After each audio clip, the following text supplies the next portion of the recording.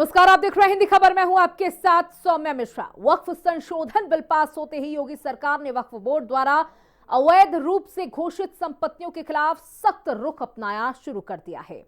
योगी सरकार उत्तर प्रदेश की वक्फ संपत्तियों की जांच के लिए नए बोर्ड का गठन करेगी और इन संपत्तियों की जांच करेगी जो कि यूपी राजस्व अभिलेखों में नहीं चढ़ी हैं।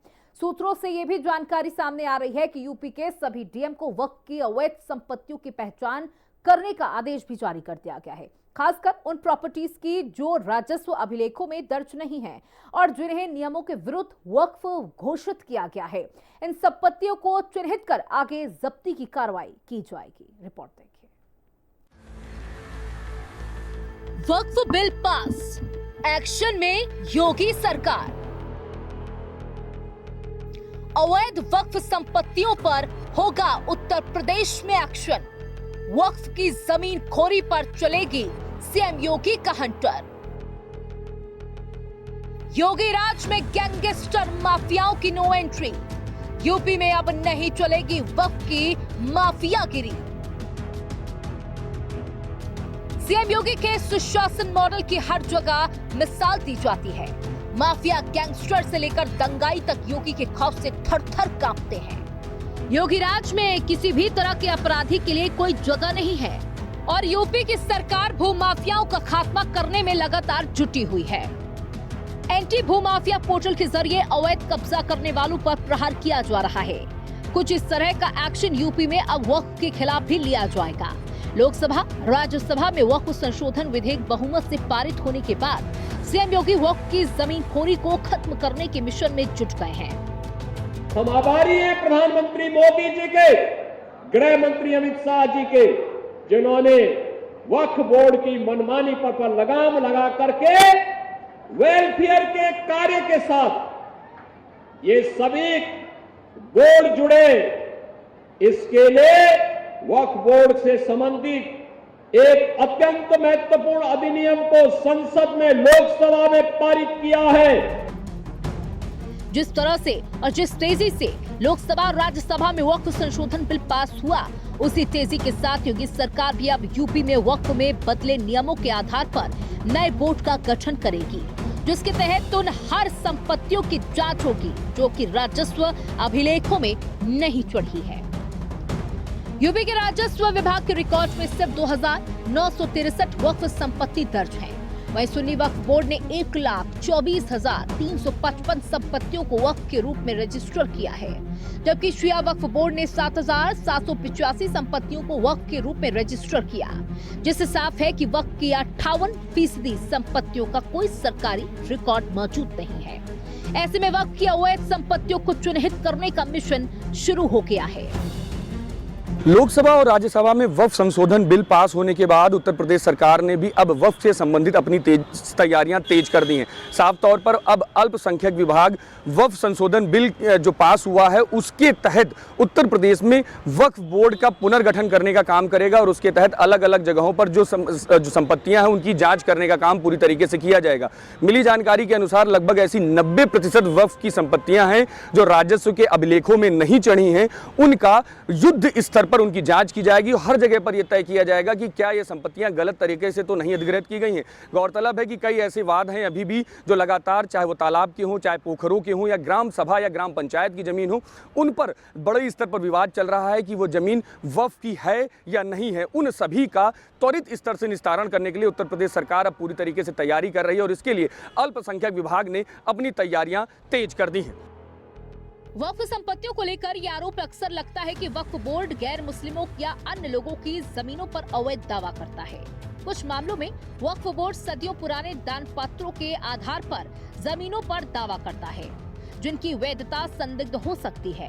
भारत में वक्फ संपत्ति का इतिहास 12वीं सदी के अंत में 2 गांवों से शुरू हुआ और अब ये 39 लाख एकड़ तक पहुँच गया है। गौर करने वाली बात यह है कि पिछले 12 सालों में भारत में वक्फ बोर्ड के तहत कुल जमीन दोगुनी से भी ज्यादा हो गई। प्रयागराज महाकुंभ की तैयारियों के दौरान भी ऑल इंडिया मुस्लिम जमात के अध्यक्ष मौलाना शहाबुद्दीन रजवी बरेलवी ने महाकुंभ की जमीन को वक्फ का बता दिया था। साथ ही कई और मुस्लिम संगठनों ने भी ये दावा किया कि कुंभ के आयोजन के लिए वक्फ की 55 बीघा जमीन का इस्तेमाल किया जा रहा है, जिस पर काफी बवाल मचा था और तब सीएम योगी ने तल्ख अंदाज में कहा था कि वक्फ बोर्ड को भूमाफिया बोर्ड ना बनाए। और अब जब संसद से वक्फ बिल पास हो गया, तब एक बार फिर सीएम योगी ने प्रयागराज से ही हुंकार भरते हुए कहा कि यूपी में किसी की भी माफियागिरी नहीं चलने देंगे। यहां पर भी निषाद राज की पौराणिक भूमि पर कब्जा और जगह जगह शहरों पर भी वक्फ के नाम पर कब्जे किए गए हैं। अब तो हम प्रधानमंत्री जी के प्रति आभार व्यक्त करते हैं। देखा ना, वक्फ बोर्ड ने कैसा मनमानापन उस समय बयान दे रहे थे। जब हम कुंभ का आयोजन करने जा रहे थे, उस समय वो बयान दे रहे थे कि प्रयागराज में कुंभ की भूमि भी वक्फ की भूमि है। अबे हमने कहा ये बोर्ड क्या भूमाफिया बोर्ड हो गया क्या? भूमाफिया प्रदेश में नहीं चल सकते। माफियाओं को तो हम पहले ही विदा करा चुके हैं प्रदेश से। अब उत्तर प्रदेश में माफियागिरी नहीं चलेगी। वक्फ संशोधन बिल के नियमों पर विपक्ष का कहना है कि संशोधन से वक्फ बोर्ड की स्वतंत्रता खत्म हो जाएगी और सरकार को वक्फ संपत्तियों के मामलों में ज्यादा नियंत्रण मिलेगा। वहीं समाजवादी पार्टी और कांग्रेस इसे पोलराइजेशन की राजनीति बता रही है, जबकि सरकार का कहना है कि ये बदलाव वक्फ संपत्तियों के प्रबंधन को और बेहतर बनाएगा। और भारतीय जनता पार्टी इसे पिछड़े मुसलमानों के उत्थान से जोड़कर देख रही है। किसी भी संस्था को, किसी भी जगह को वक्फ कर देना एक हास्यास्पद स्थिति में लाकर रख दिया था वक्फ बोर्ड को। और पूरे देश के अंदर यही स्थिति, कभी संसद को अपना बता रहे हैं, कभी लाल किले को अपना बता रहे हैं, कभी किसी डीएम ऑफिस को अपना बता रहे हैं, कभी ताजमहल को अपना बता रहे हैं। महाकुंभ में भी अपना दावा ठोक दिया था, हालांकि वक्फ बोर्ड ने उसको मना किया था।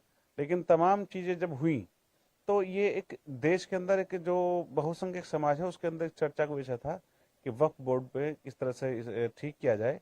और उसी को सही करने का काम, जो सरकारी तमाम जमीनें हैं, सरकारी ऑफिस हैं, उन पर जो वक्फ बोर्ड अपना दावा करता था, उनको सही करने का काम और समाज के भले के लिए और सबका साथ, सबका विकास और सबके विश्वास के लिए ये बिल लाया गया है। और निश्चित रूप से आगामी, अगर आप देखेंगे तो आगामी समय में इसके लंबे टाइम तक आपको फायदे दिखाई देंगे। जितनी तत्परता उत्तर प्रदेश के मुख्यमंत्री वक्फ बोर्ड को लेकर के दिखा रहे हैं, उस बिल के पास होने के बाद में दिखा रहे हैं, काश इतनी तत्परता मुख्यमंत्री जी रोजगार को लेकर भी दिखा लेते, इतनी तत्परता जो है उत्तर प्रदेश में बढ़े हुए क्राइम के अगेंस्ट भी दिखा लेते तो ज़्यादा बेहतर होगा। योगी जी की सरकार को मुस्लिमों की बेहतरी से कुछ लेना देना नहीं है, जिसके तर्क दिए जा रहे हैं।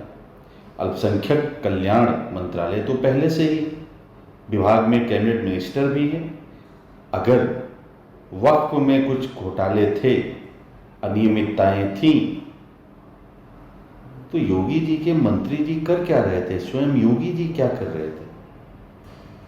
इसका मतलब है कि मुस्लिमों की बेहतरी से योगी जी का कुछ लेना देना नहीं है, ना ही मोदी जी का लेना देना है। हिंदू और मुस्लिम के बीच नफरत की आग फैलाकर सत्ता की रोटी सेकने का काम वक्फ बिल संशोधन के माध्यम से हो रहा है, जो लोकसभा और राज्यसभा में जबरदस्ती लोकतंत्र की हत्या करके, संविधान को दरकिनारे करके जो बिल पारित कराया गया, उसका सीधा सा ये मतलब है। मिल रही रिपोर्ट के मुताबिक यूपी में बड़े पैमाने पर तालाब, पोखर, खलियान और ग्राम समाज की जमीनों को भी वक्फ घोषित कर दिया गया। इसे सरकार ने पूरी तरह से अवैध माना है। अधिकारियों का कहना है कि सरकारी जमीन, ग्राम समाज की जमीन और सार्वजनिक संपत्तियां किसी भी सूरत में वक्फ घोषित नहीं की जा सकती। केवल उन्हीं संपत्तियों को वक्फ माना जाएगा जो किसी व्यक्ति द्वारा स्पष्ट रूप से दान की गई हो।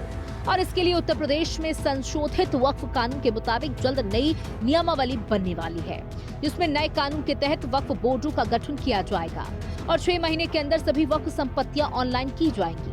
सरकार ने साफ कर दिया कि अवैध तरीके से वक्फ घोषित की गई हर संपत्ति पर कानून सम्मत कार्रवाई होगी और दोषियों पर भी जिम्मेदारी तय की जाएगी। सीएम आदित्यनाथ ने हाल ही में एक इंटरव्यू में कहा था कि वक्फ बोर्ड ने सिर्फ जमीन हड़पने का काम किया है और एक भी वेलफेयर का काम आज तक नहीं किया, जिस वजह से इस पर लगाम लगाना जरूरी था। मस्जिद में कब्जा करके क्या करेगी? मुझे लगता है कि गुमराह कर रहे हैं।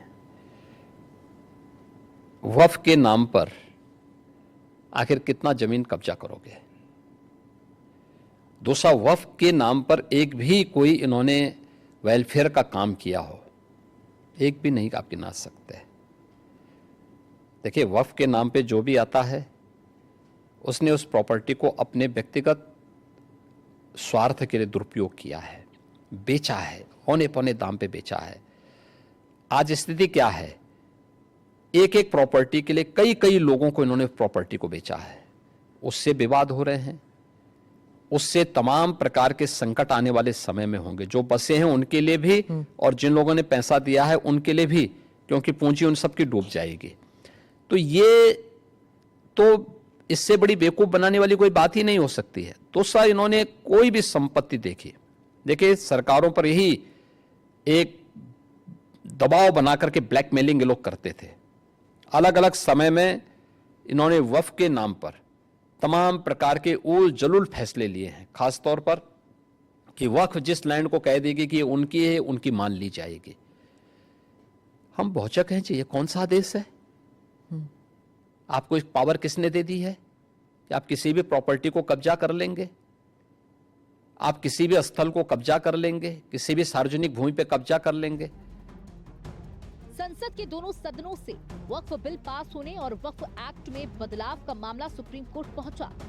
कांग्रेस सांसद मोहम्मद जावेद ने वक्फ संशोधन बिल 2025 को सुप्रीम कोर्ट में चुनौती दी और इस कानून को मौलिक अधिकारों और धार्मिक अधिकारों के खिलाफ बताया। उन्होंने वक्फ संशोधन कानून को मुसलमानों से भेदभाव करने वाला बताया। हालांकि जेपीसी चीफ जगदम्बिका पाल का कहना है कि ये गरीब मुसलमानों के लिए वरदान साबित होने वाला है। विपक्ष मुसलमान को वोट बैंक समझता था, वो तो ये भी सदन में कह रहा था दोनों में कि ये मुसलमान को बीजेपी बांटना चाहती। हम अगर मोदी जी गरीब को, पसमानदा को, ओबीसी को, पिछड़ों को, महिलाओं को एम्पावर्ड करना चाहते हैं तो इसको बांटना चाहते, तो अब स्टालिन हो, ममता हो या कांग्रेस हो, इमरान मसूद, आप देख रहे हैं अजमेर शरीफ के सज्जादा नसीर नसरुद्दीन चिश्ती को गालियां दे रहे हैं, दलाल कह रहे हैं। तो ये उनकी बौखलाहट है, क्योंकि अभी तक मुसलमान को वोट बैंक समझते थे, अब लग रहा है उनके पांव से जमीन खिसक। वक्फ बोर्ड संशोधन बिल के पारित होते ही वक्फ कानून में बड़े बदलाव होंगे। कानून के लागू होने के 6 महीने के भीतर ही हर वक्फ संपत्ति को सेंट्रल डेटाबेस पर रजिस्टर्ड करना अनिवार्य होगा। वक्फ में भी दी गई जमीन का पूरा ब्यौरा ऑनलाइन पोर्टल पर 6 महीने के अंदर अपलोड करना होगा। वहीं कुछ मामलों में इस टाइम लिमिट को बढ़ाया भी जा सकेगा। वक्फ को डोनेशन में दी गई हर जमीन का ऑनलाइन डेटाबेस होगा और वक्फ बोर्ड इन प्रॉपर्टीज के बारे में किसी बात को छिपा नहीं पाएंगे। किस जमीन को किस व्यक्ति ने डोनेट किया, वो जमीन उसके पास कहां से आई, वक्फ बोर्ड को उससे कितनी इनकम होती है, उस प्रॉपर्टी की देखरेख करने वाले मुतव्वली को कितनी तनख्वाह मिलती है, ये जानकारी ऑनलाइन पोर्टल पर मुहैया होगी। इससे वक्फ की प्रॉपर्टीज में ट्रांसपेरेंसी आएगी और वक्फ को होने वाला नुकसान भी कम होगा। जो वक्फ बोर्ड की संपत्ति है, उस संपत्ति को अमीर मुसलमान, मजबूत मुसलमान, वो गरीब मुसलमानों का हक लूट रहा है। तो सरकार की मंशा है कि गरीब मुसलमानों को भी, महिलाओं को भी उसका हक मिले। ये नए बिल में प्राविधान लाया गया है। कमेटी में 2 महिला, 2 अन्य धर्म मुस्लिम, उनको भी शामिल किया गया, 4 लोगों को। तो ये बात बुरी लग रही है कि अब इसमें ये लोग क्यों आ गए हैं। तो सरकार की मंशा है कि जो लुटेरे लोग हैं, गरीब मुसलमानों के हक लूटने वाले लोग हैं, उनके खिलाफ सरकार का सख्त रवैया है कि आप गलत नहीं कर सकते, उनका हक दीजिए, जो उनका हक बनता है उनको दिया जाए। ये चीजें हैं जो किसी की प्रॉपर्टी को वक्फ बोर्ड कह दे कि ये मेरी संपत्ति है और वो जाएगा वक्फ ट्रिब्यूनल कोर्ट में, फैसला हो गया तो वही आखिरी फैसला। सरकार कह रही कि नहीं, वो रेवेन्यू कोर्ट जा सकता, सिविल कोर्ट जा सकता, हाई कोर्ट जा सकता, सुप्रीम कोर्ट जा सकता है, वो उसको जहां संतुष्टि मिले वहां जा सकता है। यही तो संशोधन है। कानून में बदलाव कर चुकी है, जिसका सीधा असर देश भर में मौजूद वक्फ की संपत्तियों पर पड़ेगा। केंद्र और राज्य सरकारों के पास वक्फ के खातों का ऑडिट कराने का अधिकार होगा, जिससे किसी भी तरह के भ्रष्टाचार को रोका जा सकेगा। अब वक्फ बोर्ड सरकार को कोई भी जानकारी देने से मना नहीं कर सकता। साथ ही ये भी नहीं कह सकता कि कोई जमीन सैकड़ों साल पहले से किसी धार्मिक मकसद से इस्तेमाल हो रही थी, वो जमीन उसकी है। हिंदी खबर की स्पेशल रिपोर्ट। वही वक्फ बिल